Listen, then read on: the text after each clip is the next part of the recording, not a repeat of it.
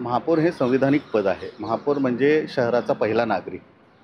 कोणी त्याच्याकडे गेलं तर पद्धत अशी असती की जो दुसरी पार्टी आहे त्याला बोलवायचं असतं, दोघांच्या बाजू ऐकून घ्यायच्या असतात आणि मग निर्णय घ्यायचा असतो.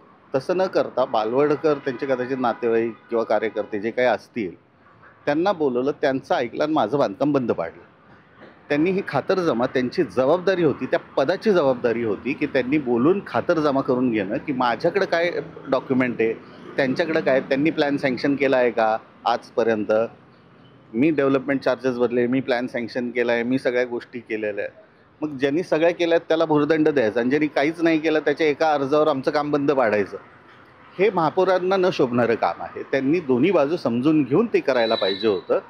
म्हणून आज ते म्हणू नाही शकत की मी 5 वर्षापूर्वी ते केलेलं, ते आता हात नाही झटकू शकत. तेव्हा जे पाप केलेलं आहे ते आत्ता केंद्रीय मंत्री झाले म्हणून काही धुता येणार नाही आहे. त्यावेळेस त्यांनीच केलेलं आहे आणि आजच्या बाईटमध्ये त्यांनी कबूल केलेलं आहे की माझ्याकडे असे लोक आले ना, आम्ही अमकं केलं आणि मी तमकं केलं. हे त्यांनी तरी ते म्हटले की स्टे काही मी दिला नव्हता, तो महानगरपालिकेने दिला, तर महानगरपालिका याला उत्तर देईल असं ते म्हटले.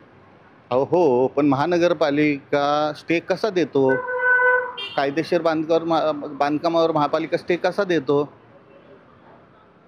राजकीय हस्तक्षेपाशिवाय देतो का?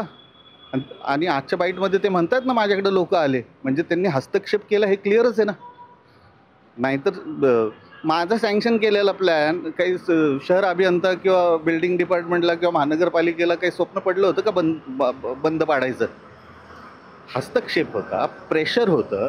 आणि मला महानगरपालिकेच्या अधिकाऱ्यांनी सुद्धा सांगितलं होतं की महापौर कार्यालयाचं आमच्यावर प्रचंड प्रेशर आहे, आम्हाला काहीतरी करावं लागणार. पण का हे प्रेशर तयार केलं जात होतं असं त्या जागेमध्ये किंवा त्या लोकांमध्ये? असं काय होतं की इतकं त्या बाबतीत महापौरांना स्वतःला ताकद लावावी लागली? नाही, कसं असतं, आता बऱ्याचशा गोष्टी वर्क होत असतात. आता ते जसं मी म्हटलं, ते बालवडकर नातेवाईक असतील किंवा कार्यकर्ते असतील किंवा जवळचे असतील, आम्ही बाहेरचे आहेत, 9 लाख आहे आम्ही. शेवटी ते नाती-गोती सांभाळायची, लोकं सांभाळायची त्यांची का 9 लाखाला सांभाळायचं? मग त्यांचा कशावर राग आहे? मी जैन असल्याचा राग आहे का मी अजून कसला त्यांच्या, मला माहिती नाही. नाहीतर कायदेशीर बांधकाम बंद करायची काही गरजच नव्हती ना. माझी बाजू न समजून घेता तुम्ही एकतर्फा निर्णय घेतला आणि ते काम बंद करायला लावलं. तुमची car, electric panel, data server आगीपासून सुरक्षित आहे का? नाही? मग आजच बसवा F protect temperature activated fire suppression device.